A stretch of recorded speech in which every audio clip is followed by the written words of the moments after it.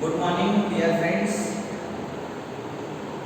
मागच्या 10-12 दिवसामध्ये second year regular जे मागच्या वर्षीचे विद्यार्थी होते त्यांची प्रॅक्टिकल एक्झाम व थेरी एक्झामाची प्रॅक्टिस चालू असल्यामुळे आपले लेक्चर झाले नाही. पण आजपासून जे तुम्हाला मागे जसे आपले चालू होते लेक्चर्स, व्हिडिओ अपलोडिंग करणे, नोट्स देणे हे सुरू होत आहे. तर सर्व विद्यार्थ्यांना सूचित करण्यात येत आहे की तुम्ही सगळ्यांनी आता रेग्युलरली लेक्चर्स सगळे व्हिडिओ बघणे आणि नोट्स कंप्लीट करणे. Now in the last lecture we started with drugs acting on central nervous system section. Under CNS we started with first chapter, that is general anesthetic agent, that is GA. GA stands for general anesthetic agent.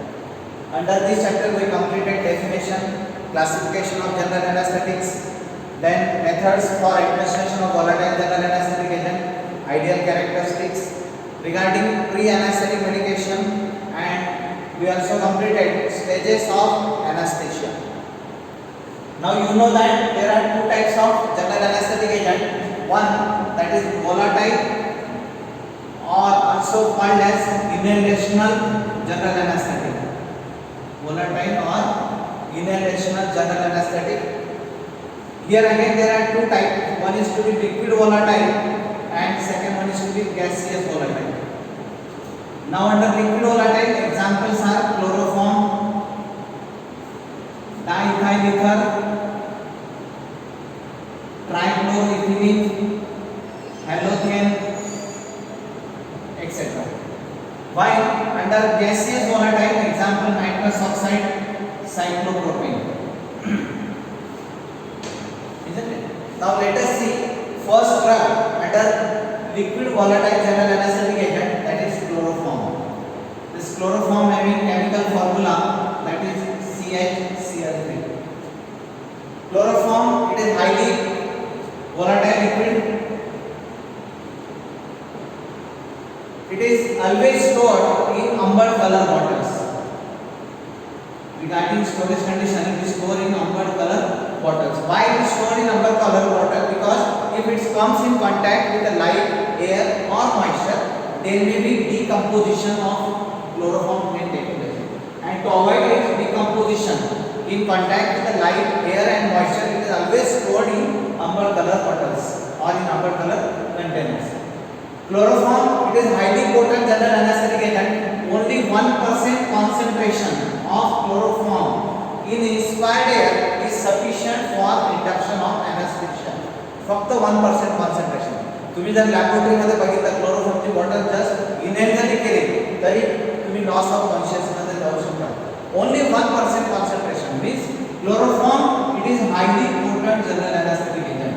Only 1% concentration of chloroform in inspired air is sufficient for induction of anesthesia.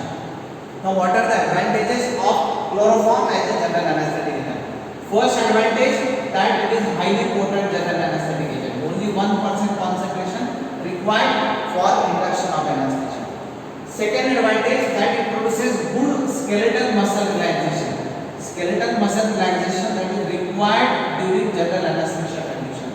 Whenever chloroform given, it produces proper relaxation of all type of the skeletal muscle. Means it produces good skeletal muscle relaxation. In addition to this, it also produces induction is very fast. Whenever chloroform given, it produces fast action. Even recovery is also very fast. These are the advantages of chloroform. But even though it is highly potent general anesthetic agent, very small concentration required for anesthesia, but it is not used in clinical practice. Most of the time, they will be asked question in due reason that why chloroform it is not used in clinical practice, or another way for same question, why it is not a good general anesthetic agent.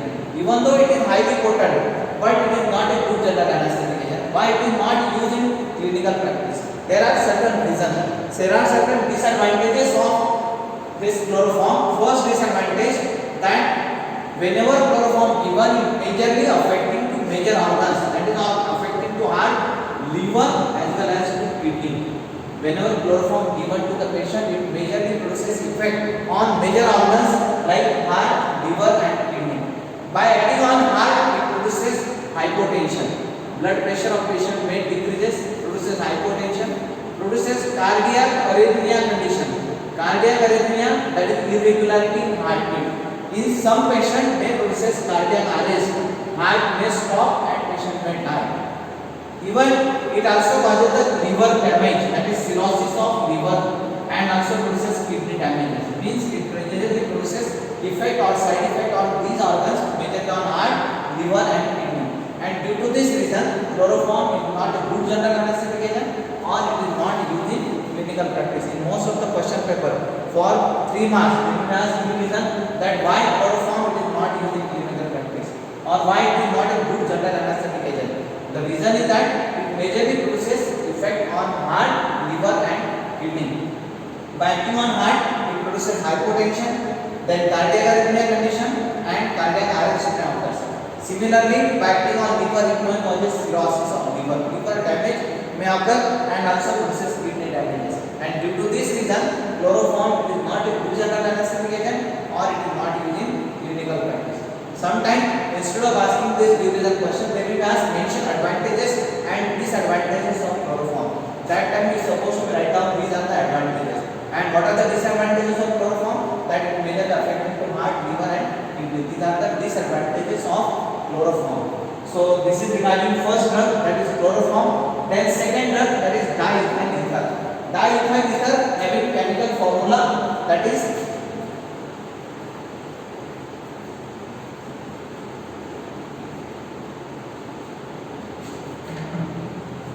diethyl ether, chemical formula C2H5O C2H5. It is also highly volatile liquid, generally stored in amber color waters. If it comes in contact with the light, air and moisture, there may be a deoxidation may take place and may form ether peroxide and aldehyde may form. After decomposition, it forms ether peroxide and aldehyde, which is very toxic to human being, and therefore it is always stored in amber color water. Ether vapors are very irritant in nature, and if inhaled by patient may increase salivary secretion, bronchial secretions, nasal secretion, that may interfere anesthesia procedure, and therefore always along with the diethyl ether, atropine should be given to the patient. Atropine injections available in market. So we will see later, but here you remember that ether vapors are very irritant in nature. If it comes in contact with the light, air, moisture, decomposition may take place and it may form ether peroxide and aldehyde, which is very toxic. Now what are the properties of ether? First property is that it is highly volatile liquid having boiling point 35 degrees centigrade, and ether vapors are very irritant in nature. It is always stored in amber color water to avoid decomposition. But remember that ether, that is also called as the safe anesthetic agent. Diethyl ether, that is nowadays in market, spirit of ether is going to be available. It is called as safe anesthetic agent or safe anesthetic, general anesthetic agent. Why? Because of its advantages. First advantage, that diethyl ether does not affect into heart, liver and kidney. It does not produce any side effect, any adverse effect on these major organs. It doesn't affect into heart, liver and kidney. While chloroform majorly affecting to these organs. But diethyl ether is called as safe anesthetic agent because of first advantage, that it does not produce any side effect on heart, liver and kidney. Second thing, that this diethyl ether, it does not require any complicated apparatus for administration. Very easy to administer. Then it does not affect into uterine contractibility.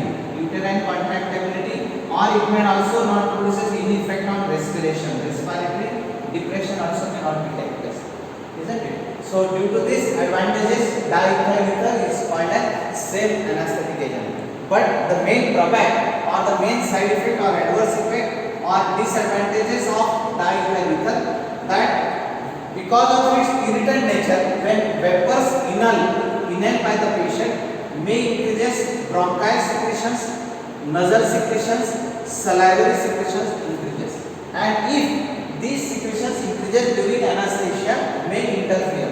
To avoid this, always atropine. This atropine that is used as anti-secretory agent. Anti-secretory means those agents which reduces secretions. So atropine that is used as pre-anesthetic medication. Already we completed pre-anesthetic medication. Why pre-anesthetic medication given? That to overcome the side effect of the drug. Now whenever diethyl ether used as general anesthetic agent, always should be given along with atropine. Or sometimes this question may be asked in reason, why atropine used as pre-anesthetic medication? What is the reason? Or why another way, that why atropine should be given along with the diethyl ether when used as general anesthetic agent? So the reason is that diethyl ether's vapors are very irritant in nature. If inhaled by the patient, may increase bronchi, nasal, salivary secretion, and these secretions may interfere anesthesia procedure. To overcome this effect, side effect of diethyl ether, if given along with the atropine that is used as anti-secretory agent, which reduces secretion, or they are being used as a pre-anesthetic medication. So to overcome this side effect, always atropine given along with the diethyl ether. So that is the disadvantage of atropine. The diethyl ether, or sometimes they will mention advantages and disadvantages. So that time we supposed to write down diethyl ether. Or generally in due reason they will ask question by two ways, that why atropine used as pre-anesthetic medication along with the diethyl ether, or another way, why atropine should be given along with the diethyl ether. So reason is that to overcome this side effect, that it increases bronchi, nasal, salivary secretions. Generally this atropine used in the concentration that is 15 to 20%. This 15 to 20% concentration of diethyl ether is sufficient for induction of anesthesia. So without this side effect, it produces effect, and therefore this is called as safe anesthetic ether. Then another drug under this, that is halothane and trichloroethylene. Generally on halothane and trichloroethylene, generally the question will be asked that why halothane and trichloroethylene are called as costly anesthetic agent.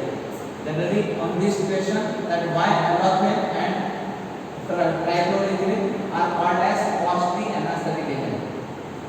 हा question बऱ्याच वेळा विचारला जातो. So reason is that halothane and trichloroethylene belonging to liquid volatile general anesthetic agent, but these agent produces inadequate muscle relaxation when used as a general anesthetic agent. That time may produce inadequate muscle relaxation. Second thing, that halothane and trichloroethylene are used as adjuvant general anesthetic agent. Adjuvant general anesthetic agent means generally these anesthetic agent given along with the other anesthetic agent, that is supporting agent, and therefore it is called as adjuvant general anesthetic agent. It produces inadequate skeletal muscle relaxation, and therefore it is expensive method, means it requires other anesthetic agent. Along with other anesthetic agent when given, indirectly cost of therapy increases, and therefore these halothane and trichloroethylene are called as costly anesthetic agent. So most of the time there will be a school question for 3 marks, that why halothane and trichloroethylene are called as costly anesthetic agent. So there are 3 reasons.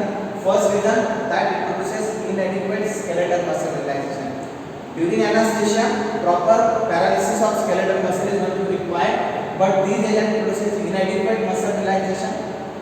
Second thing, used as adjuvant general anesthetic agent, that is supporting agent. When given alone, doesn't produce proper action, and therefore it requires other anesthetic agent. When other anesthetic agent given, indirectly cost of therapy increases. It is expensive method. Even it requires special apparatus for administration, and due to all these reasons, these are called as costly anesthetic agent. So you remember this due reason mostly which is asked in examination. So this is regarding first type, that is liquid volatile, example chloroform, diethyl ether, trichloroethylene and halothane. Then second type under volatile or inhalational, that is gaseous volatile general anesthetic agent, example nitrous oxide. This nitrous oxide is also called as laughing gas. Remember that nitrous oxide, that is also called as laughing gas. It is available in steel cylinder. It is insoluble in blood. Main properties, that it is also used as adjuvant general anesthetic agent. That is supporting general anesthetic agent. Alone, it doesn't produce an effect. Most of the time, here again, question will be asked that why prolonged surgery cannot be undertaken with nitrous oxide alone. ये तुम्ही nitrous oxide ने पूर्ण surgery करू शकत नाही. फक्त nitrous oxide पेशंटला दिला आहे जनरल anesthetic agent त्याच्यावर पूर्ण सर्जरी होऊ शकत नाही. Why prolonged surgery cannot be undertaken with nitrous oxide alone? The reason is that first thing that nitrous oxide can be used as adjuvant anesthetic agent or it is used as supportive agent. It doesn't produce good skeletal muscle relaxation.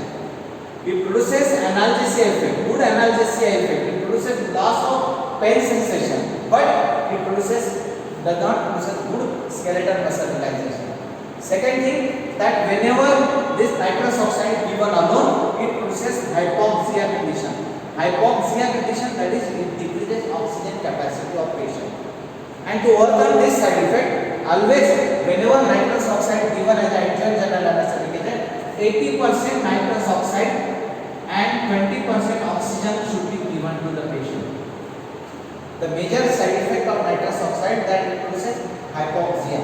And to overcome this hypoxia condition, always nitrous oxide given in the concentration that is 80% nitrous oxide and 20% oxygen. Another side effect or another drawback that it requires special apparatus for administration, special design apparatus, and due to this reason prolonged surgery cannot be undertaken with nitrous oxide alone. आज सुद्धा due region बऱ्याच paper मध्ये विचारले गेला आहे. So majorly remember that why prolonged surgery cannot be undertaken with nitrous oxide alone. There are three reasons. First reason that it is used as adjuvant general anesthetic agent, that is supporting agent. Always given along with the intravenous general anesthetic agent because of it produces good analgesic action but inadequate skeletal muscle relaxation. Then it produces hypoxia, that is oxygen capacity of patient decreases because of weak anesthetic action, low anesthetic action. Prolonged surgery cannot be undertaken with nitrous oxide alone. Now the major side effect or major drawback of nitrous oxide that it produces hypoxia. To overcome this hypoxia, always it is used in concentration that 80% nitrous oxide and 20% oxygen given to the patient. So this is the first type of general anesthetic agent, that is volatile or inhalational general anesthetic. There are two types, liquid volatile and gaseous volatile. Now the second type of general anesthetic agent under classification, that is intravenous general anesthetic agent. So there are two types, one is to be volatile and second one is IV general anesthetic agent, intravenous general anesthetic agent. Again here there are two types, one is to be ultra short acting barbiturates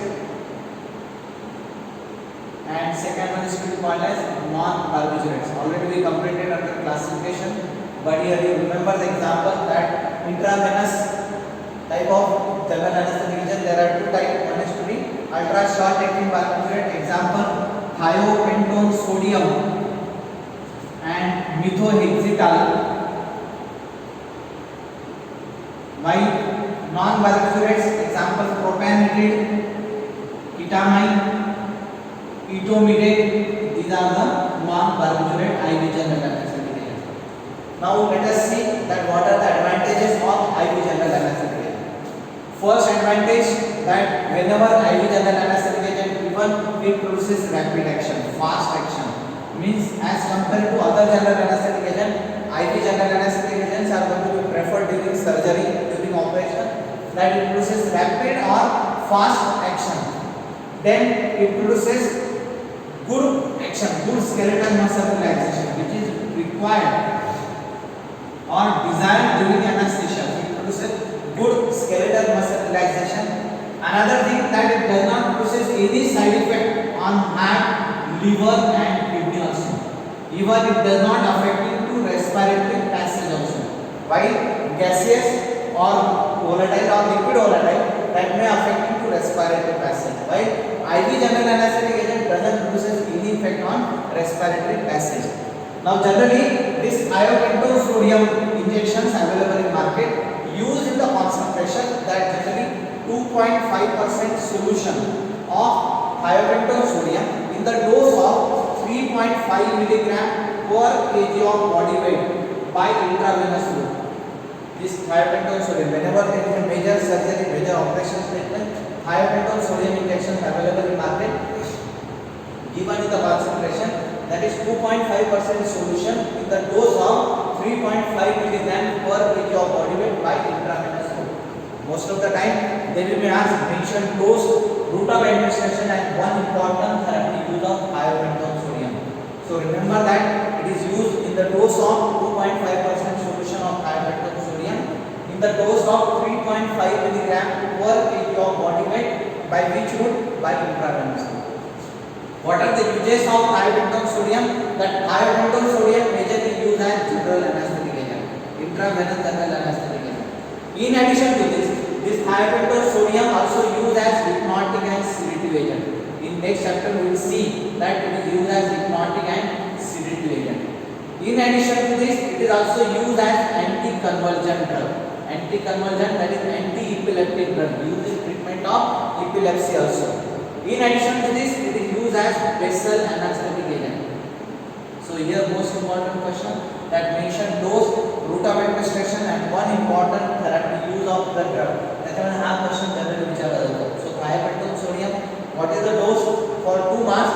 Dose that is 2.5% solution in the dose of 3.5 milligram per kg of body weight by IV route. Major therapeutic uses that it is used as general anesthetic agent. In addition to this, used as hypnotic and sedative agent, anticonvulsant drug and basal anesthetic agent. Sometimes they will be asked write a note on intravenous general anesthetic. That time you are supposed to write down full short note. First you explain classification, then advantages of this route, that is IV general anesthetic agent. Only the disadvantage of this IV general anesthetic agent, that if injected at the site of nerve may process permanent damage. Suppose by injection, by mistake, if injected at the site of nerve, there may be chances of permanent damage may take place. Recovery may not be occurred. That is the side effect of IV general anesthetic. By advantages, that is it produces very fast action. Recovery is also very fast. Good skeletal muscle relaxation. It does not require any complicated apparatus for administration. Even it does not affect into heart, liver, kidney, and also does not affect into respiratory passage also. Isn't it? Therefore, nowadays generally IV anesthetic agent given to the patient and then anesthesia condition maintained with adjunct anesthetic agent like halothane, trichloroethylene or with nitrous oxide. So here dose, route of administration is important. Similarly, methoxycal, it is used in the concentration that is 1 to 4 milligram per kg of body weight. So remember the doses of propanediol, ketamine, etomidate and methoxycal generally used in the dose that is 1 to 4 milligram per kg of body weight by intravenous route of administration. So if they are short note on intravenous general anesthetic agent for 3 marks, you are supposed to explain that classification, then advantages of IV general anesthetic agent, disadvantages, then you mention the doses of thiopentone sodium, methoxycal, propanediol, ketamine and etomidate. So all these drugs are used as general anesthetic agent. Even you know that ketamine injections, propanediol injections are available in market used in clinical practice for general anesthesia. So most of the time when you ask to short note on IV anesthetic agent, you are supposed to write down like this. So here we finish first chapter under drugs acting on central nervous system, that is general anesthetic agent. Now next time we see the second chapter under CNS, that is analgesic. So you are supposed to be refer the notes again below this video. Notes are going to be given, complete the notes, and if possible in next week we will go for tutorial also. So online tutorial will be conducted. So prepared well. Already I am supposed to explain that these are important points. तुम्हाला आधीच सांगितलं की कमीत कमी 20 मार्काला general अॅनास्थेटिक वरती question विचारले जातात. सो जसं शक्य होईल नेक्स्ट टाइमला मी तुम्हाला व्हिडिओमध्ये कशा पद्धतीने तुम्हाला एक्झाम द्यायची ते सगळं एक्सप्लेन करणार आहे. Meanwhile you go through this video and complete the notes. Thank you.